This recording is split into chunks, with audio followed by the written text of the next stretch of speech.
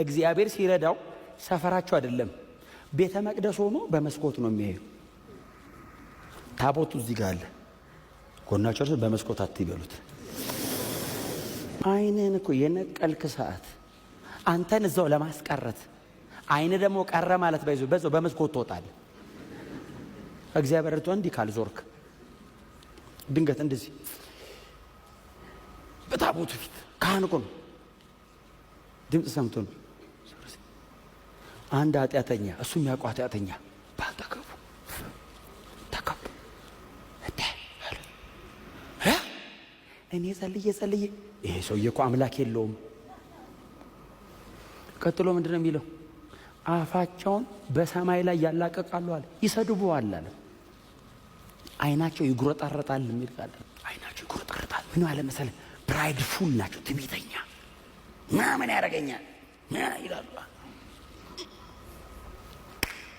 በከንቱ እጄን ታጠብኩ አለ። ታውቃለህ? ቆሞ እግዚአብሔር ማለት ዝም ብሎ ነው መጸለይ፣ መንፈሳዊ መሆን፣ አጉል ቸርቻ፣ አጉል የጌታን አጉል ምናምን ቃሉ ላይ ጸሎት ላይ ምናምን ጊዜ ወሰዳ በከንቱ ቃሉ ነው የሚለው።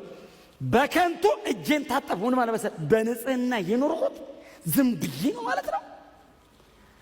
ይኸውልህ በከንቱ እጄን ታጠብኩ የምትለው መቼ እንደሆነ ታውቃለህ? ፍላጎት ያ ከሆነ ነው። ፍላጎት እግዚአብሔርና እግዚአብሔር ጋር ከሆነ ያንን አይተህ በከንቱ ነው አትልም። ለምን? ያን ብዬ አይደለማ በከንቱ የታጠብኩት። የታጠብነው ሰማይ ብለን ነው። እስቲ አሜን በሏ። ቸርች ለምንድን ነው አዘውትረህ የምትመጣው? ለምንድን ነው ከኃጢአት ጋር የምትታገለው? ለምንድን ነው በጣም ህብረት ላይ ሲሪየስ ነው? ሰማይ አለ ብዬ ነው። መሬት ላይ የሆኑ ሰዎች የሆነ ነገር ሲሆንላቸው ወይኔ እግዚአብሔር ሆይ የምትለው ያንን ፈልገህ ቸርች ከመጣ ነው። በኋላ ላይ እዛው እንደዚህ እያያቸው ነው። በዚህ በከንቱ እጄን ታጠብኩ ምናምን ብሎ ሰውየው እግዚአብሔር ሲረዳው እግሩን ብድግ አላደረገ። እንደዚህ ያይ ሞቱ።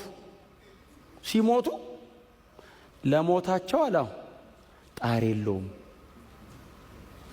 እኔ ልሞት ስላለ 3 ቀን አጣጠሬ ነው የምሞተው። እነሱስ ሲሄዱ ራሱ ሽው አኗኗራቸው ብቻ ግን አሟሟታቸው ራሱ ይገርማል አለና ከዛ ዞር አለ። ዋው! ቅድስተ ቅዱሳን ውስጥ ገባ። እንደዚህ አለ። ወደ እግዚአብሔር መቅደስ እስክገባ ድረስ ነበር ለካ አለ። እግዚአብሔርን ሲያየው መንገዳቸው ለካ ድጥ ነበር አለ። ጥፋት ይከተላቸዋል አለ።